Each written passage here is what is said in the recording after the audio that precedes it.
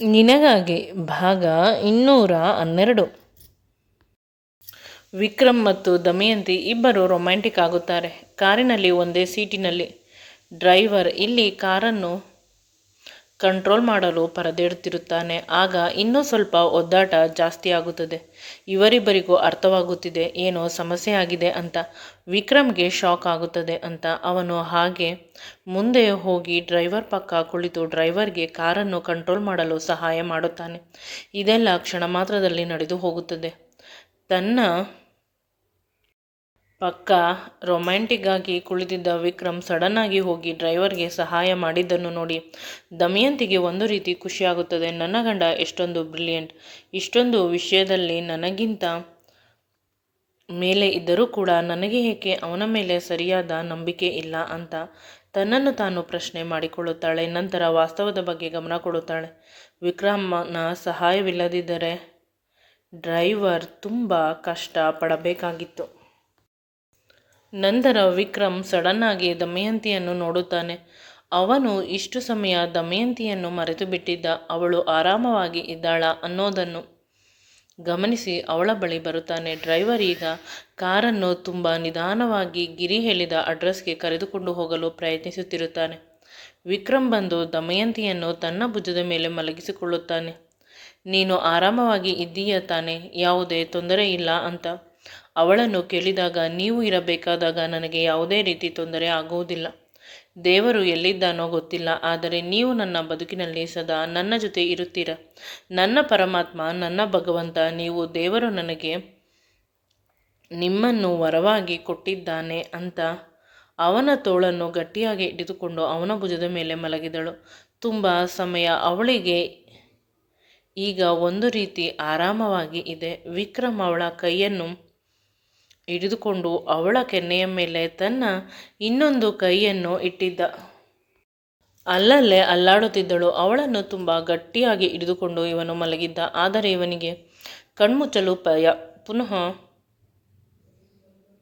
Driver ಹೆಚ್ಚು ಕಡಿಮೆ ಮಾಡಿದ್ದರೆ ಅಂತ ಅವಳು ತನ್ನ ಪಕ್ಕ ಇರುವುದು, ಅದು ಮನೆಯಿಂದ ದೂರ, ಅವಳ ಚಿಕ್ಕಮ್ಮ ಇವರುಗಳಿಂದ ದೂರ ಇರುವುದು ಅವನಿಗೆ ಒಂದು ರೀತಿ ನೆಮ್ಮದಿ. ಇಲ್ಲೇ ಎಲ್ಲಾದರೂ ಹೋಗೋಣ ಅಂತ ಯೋಚನೆ ಮಾಡುತ್ತಾನೆ. ಆದರೆ ಸದ್ಯಕ್ಕೆ ಅವಳು ಪ್ರೆಗ್ನೆಂಟ್.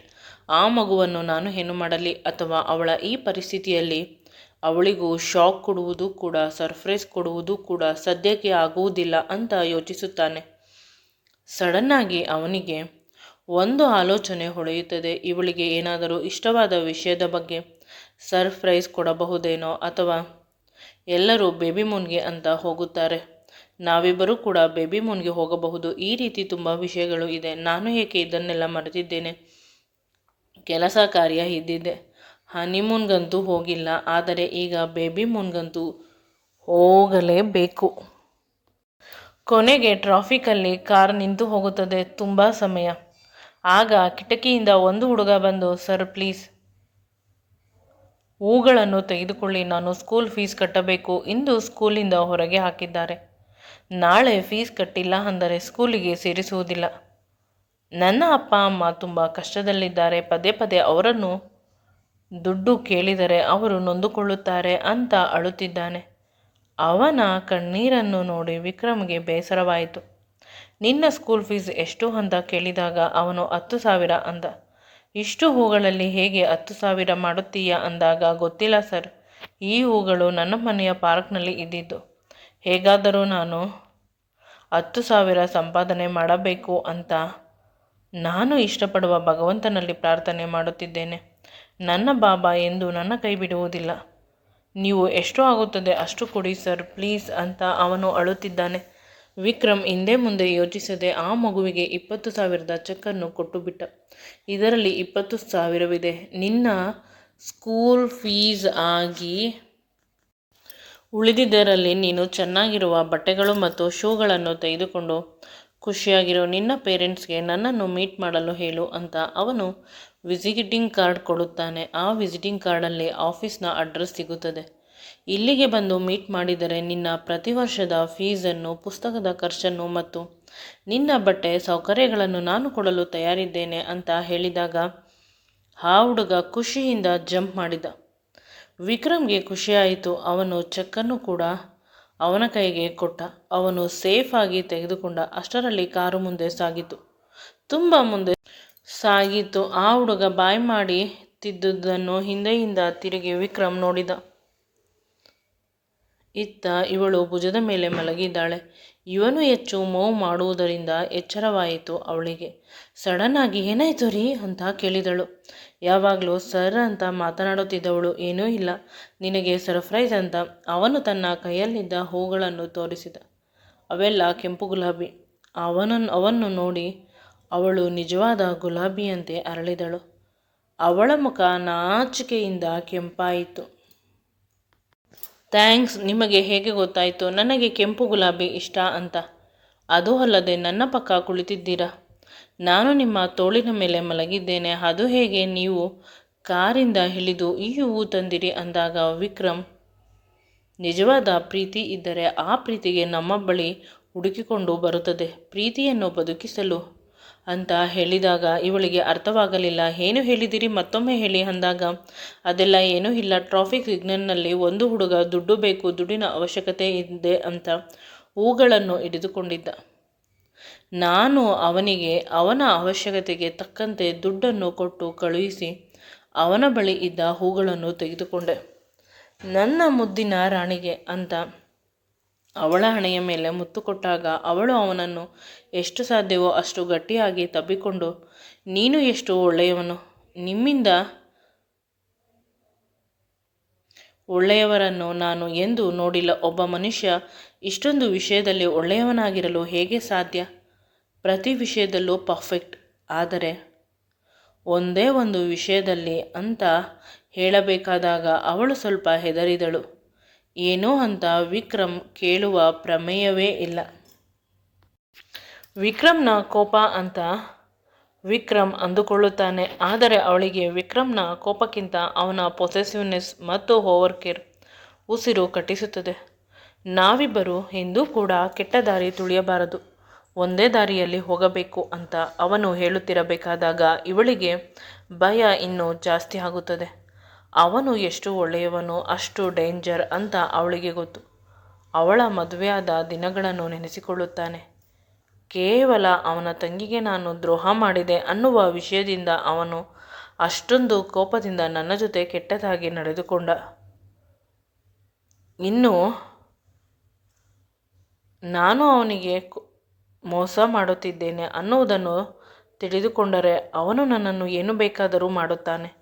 ಯಾರು ತುಂಬ ಪ್ರೀತಿ ಮಾಡುತ್ತಾರೆ ಅವರು ದ್ವೇಷ ಮಾಡುವುದು ಅಷ್ಟೊಂದು ದೂರ ಇರುವುದಿಲ್ಲ. ನಾವು ಅವರನ್ನು ಅವರು ಎಕ್ಸೈಟ್ ಆಗದಂತೆ ತಡೆಯಬೇಕು, ಯಾವಾಗಲೂ ಕೂಲ್ ಇರುವಂತೆ ಮಾಡಬೇಕು. ಈ ರೀತಿ ನನಗೆ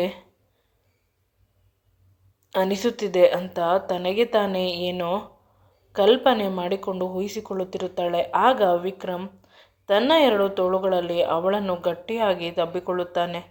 ಈಗ ಇವಳಿಗೆ ಏನೋ ಒಂದು ಆಶ್ರಯ ಸಿಕ್ಕಿದಂತೆ ಆಗುತ್ತದೆ. ಅವಳು ತನ್ನ ಕಣ್ಣುಗಳನ್ನು ಮುಚ್ಚಿಕೊಳ್ಳುತ್ತಾಳೆ.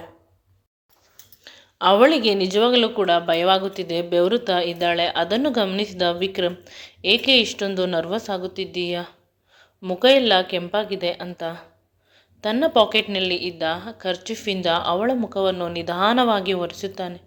ಅವಳು ಈಗಲೂ ಕೂಡ ಬೆವರುತ್ತಿದ್ದಾಳೆ. ಯಾವುದೋ ಬುಕ್ಕಿನಲ್ಲಿ ಓದಿದ ನೆನಪು, ಪ್ರೆಗ್ನೆನ್ಸಿಯಲ್ಲಿ ಹಾರ್ಮೋನ್ಸ್ ಇಂಬ್ಯಾಲೆನ್ಸ್ ಆಗುತ್ತದೆ, ಸಡನ್ನಾಗಿ ಮೂಡ್ ಸ್ವಿಂಗ್ಸ್ ಆಗುತ್ತದೆ ಅಂತ. ಇವನು ಅದರಲ್ಲಿ ಏನೋ ಒಂದು ಇವಳಿಗೆ ಆಗಿರಬಹುದು ಅಂತ ಏನೋ ಯೋಚನೆ ಮಾಡಿದ ತಕ್ಷಣ ಆಗ ಅವನಿಗೆ ಅರ್ಥವಾಯಿತು ಏನು ಮಾಡಬೇಕು ಅಂತ. ಸಡನ್ನಾಗಿ ಅವಳನ್ನು ಗಟ್ಟಿಯಾಗಿ ತಬ್ಬಿಕೊಂಡ. ಅವಳು ಎಷ್ಟೊಂದು ಅದರುತ್ತಿದ್ದಾಳೆ ಅಂತ. ಅವಳ ಸಂಪೂರ್ಣ ದೇಹ ಇವನ ದೇಹದ ಮೇಲೆ ಇತ್ತು. ಇನ್ನೇನು ಮನೆ ಬಂತು, ಬೇಡ ಈ ರೀತಿ ಕಿತಾಪತಿ ಮಾಡುವುದು ಅಂತ ಅಂದುಕೊಂಡರು. ತನ್ನ ಪ್ರೀತಿಯ ಹೆಂಡತಿಯ ಸಮಾಧಾನಕ್ಕಾಗಿ ಅವನು ಒಂದು ಹೊಸ ಕೆಲಸ ಮಾಡಲು ಶುರು ಮಾಡಿದ. ಅವಳ ಮುಖದ ಹತ್ತಿರ ತನ್ನ ಮುಖವನ್ನು ತಂದ. ಸ್ವಲ್ಪ ಜೋರಾಗಿ ಉಸಿರಾಡಲು ಶುರು ಮಾಡಿದ. ಅವನ ಉಸಿರು ಅವಳ ದೇಹದಲ್ಲಿ ಬೆರೆತು ಹೋಯಿತು. ಇಬ್ಬರೂ ಕೂಡ ಪರಸ್ಪರ ಉಸಿರನ್ನು ಎಕ್ಸ್ಚೇಂಜ್ ಮಾಡಿಕೊಳ್ಳುತ್ತಿದ್ದಾರೆ. ಅವಳ ಉಸಿರು ಇವನಿಗೆ ಇವಳ ಉಸಿರು ಅವನಿಗೆ.